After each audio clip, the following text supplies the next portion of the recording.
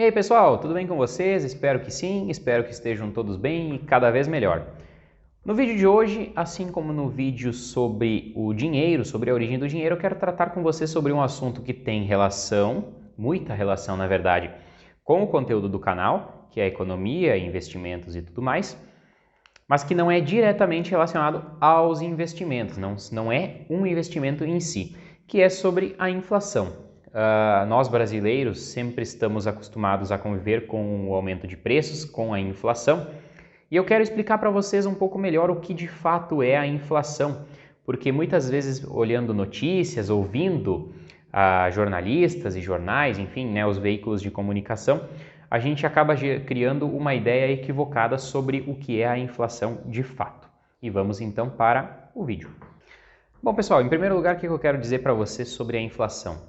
Que a inflação ela é sempre, em qualquer lugar, um fenômeno monetário. O que eu quero dizer com a inflação sendo um fenômeno monetário?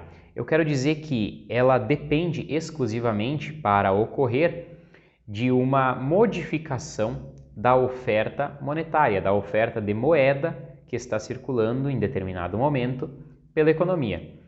Muitas pessoas acreditam, por exemplo, que a inflação é o aumento dos preços, quando na verdade o aumento dos preços é uma consequência da inflação. A inflação ela é, na verdade, uma expansão da base monetária. Por exemplo, no atual padrão de preços que a gente tem em um determinado momento, por exemplo, hoje, se um quilo de feijão custar R$5, só estou dando um exemplo, nem sei se é R$5 que está custando de fato, é porque a determinada quantidade de dinheiro que está circulando pela economia, aquela quantidade de reais, e na atual oferta e demanda, estabelece o preço que aquele quilo de feijão vai custar para as pessoas.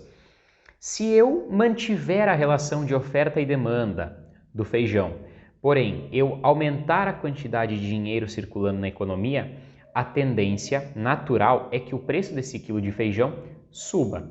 Por que ele vai subir? Se a oferta e demanda se manteve, não deveria ficar no mesmo preço? Deveria, mas quando a gente modifica a quantidade de dinheiro, a quantidade de moeda que está circulando na economia, a gente acrescenta mais dinheiro para cada indivíduo daquela sociedade. De maneira geral, cada pessoa vai ter uma quantidade maior de dinheiro no bolso para comprar aquele mesmo quilo de feijão. E isso faz com que o preço dele naturalmente suba. Isso é uma consequência do aumento da base monetária.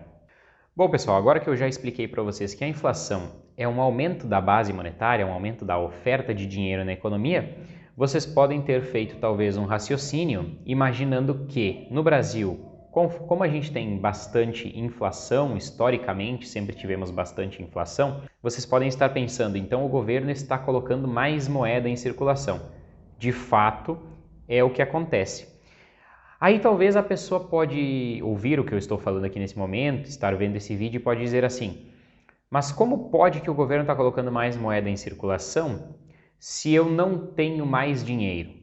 Exatamente esse é o ponto, pessoal. A inflação ela é um tipo de imposto silencioso e bastante cruel, na verdade, porque ela atinge principalmente e primeiramente as camadas mais pobres da sociedade.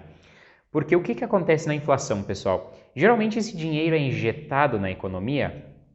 Uma das maneiras aí, por exemplo, que o governo usa para criar mais moeda é porque o governo precisa usar essa moeda para financiar as próprias operações, porque o governo é muito gastão e somente com os nossos impostos, que passam aí de 1,5 trilhão por ano de reais, não é suficiente, né? Então o governo cria mais moeda. Um dos artifícios usados pelo governo, por exemplo, é fazer com que o Banco Central compre títulos da dívida pública. No momento que o Banco Central compra títulos da dívida pública, ele promove liquidez nesses títulos, injeta dinheiro na economia e esse dinheiro começa a se espalhar. E o governo usa isso porque ele precisa desse dinheiro, ou na verdade ele precisa porque ele é incompetente e irresponsável com as contas públicas. O ideal, pessoal, é que a gente não tivesse inflação, que a moeda fosse estável. Como que a moeda seria estável? Digamos que a quantidade de dinheiro circulando na economia em relação à quantidade de bens e serviços que essa economia produz se mantivesse a mesma com o passar do tempo. E aí a gente teria uma previsibilidade de preços, o que também influencia na parte dos investimentos. Porque o que ocorre? Se a gente não tem uma previsibilidade de como vai estar a situação econômica, como vão estar os preços, como vai estar o dinheiro circulando pela economia, os nossos investimentos ficam prejudicados e as pessoas muitas vezes costumam dar prioridade a investimentos de curto prazo. Na época da hiperinflação no Brasil, teve até um investimento, né, uma modalidade, digamos assim, de investimento que ficou conhecida como overnight. As pessoas depositavam o dinheiro num dia e retiravam no outro, porque a inflação era tão grande que períodos longos de tempo com os investimentos aplicados geravam prejuízo ao invés de ganho real. Então, como que a gente tem uma moeda estável? Então, mantendo o padrão, a quantidade de moeda que circula pela economia relativamente estável em comparação à quantidade de bens e serviços que essa economia produz. Ou seja, o dinheiro deve acompanhar a quantidade de riqueza que é produzida por determinado país. Algumas pessoas podem dizer aí que a gente pode, controlando demais a quantidade de dinheiro que circula pela economia, podemos gerar a deflação, que ela é o oposto da inflação. Que seria a deflação? Quando os preços caem demais, quando o dinheiro valoriza, digamos assim. Cada real que a gente tem no bolso compra mais coisas porque os preços estão caindo. Porém, é importante dizer aqui, pessoal, que só ocorre uma deflação quando previamente, ocorreu uma inflação. O que eu estou querendo dizer com isso? Por exemplo, em determinado momento a gente tem um aumento da oferta monetária na economia. E aí a gente tem uma inflação, os preços vão subir graças a essa expansão monetária, essa quantidade maior de moeda circulando na economia. Em determinado momento a gente interrompe esse ciclo de expansão da base monetária, a gente para de criar mais moeda. E a gente começa aos poucos, talvez até reduzir essa quantidade da oferta monetária que está em circulação. E aí algumas pessoas vão dizer, olha lá, agora teremos deflação, é culpa de quem está retirando moeda da economia. Mas percebam que, se os preços vão cair, é porque eles não estavam em um padrão normal, não estavam em um padrão aceitável.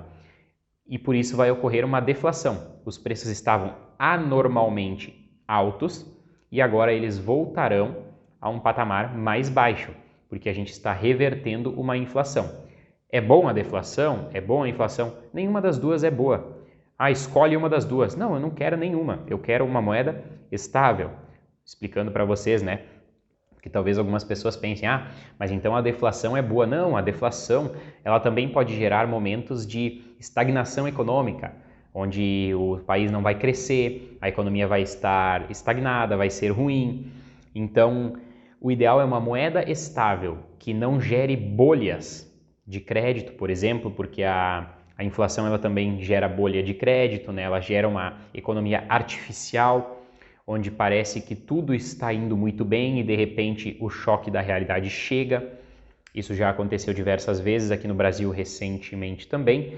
Então, perder o controle da moeda, da emissão de moeda, geralmente tem efeitos muito ruins, tá? E ela é sempre um fenômeno monetário, pessoal. É importante, pessoal, não confundir inflação com uma alteração na oferta e demanda. Por exemplo, em questão de alimentos. Alimentos é muito fácil da gente pegar um exemplo aqui para vocês entenderem. Eu tenho a safra do milho, a safra do soja, diversos outros produtos, trigo também. E de repente na safra do milho, a gente tem uma estiagem muito forte nos principais locais de produção, agrícola, né? Onde a gente tem milho e soja plantados. Com a estiagem, a falta de chuvas, a minha produção vai ser menor. Aqui nesse caso, a gente não terá uma inflação, tá, pessoal? No caso do produto do milho e do soja, por exemplo, se eu tiver uma estiagem, eu vou ter uma quebra na oferta, eu vou ter uma redução da oferta para uma demanda igual, semelhante, ou talvez até maior, porque a tendência é que a cada ano o consumo aumente. Como eu tive uma redução da oferta, o preço tende a aumentar, mas por causas naturais. Não é por uma alteração artificial da quantidade de dinheiro na economia, que é a inflação. Nesse caso, é uma alteração na curva de oferta e demanda que vai resultar em aumento de produto final, que é o milho, porque eu vou ter uma produtividade menor. consequentemente, outros produtos da economia vão aumentar de valor também, como a carne, porque a ração dos animais, né, a alimentação dos animais é feita basicamente de milho e farelo de soja, então, enfim, o soja e o milho eles são usados como para diversas outras coisas, né? Não o consumo do milho diretamente, né? Não quer dizer que eu vou lá comprar uma latinha de milho e, nossa, vou sentir no bolso. Ela vai aumentar, mas um monte de outras coisas, diversos outros produtos, vão aumentar de valor também. Então, pessoal, só para fechar o vídeo, como é importante a gente saber separar o que é inflação, o que é aumento de preços e o que é alteração na curva aí de oferta e demanda. Tá bom, pessoal?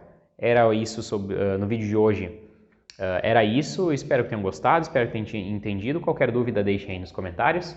Sigam lá no Instagram, produzo um conteúdo legal lá também, @GabrielUberti1, tem o número 1 no final. E nos vemos no próximo vídeo. Um abração aí, tchau, tchau!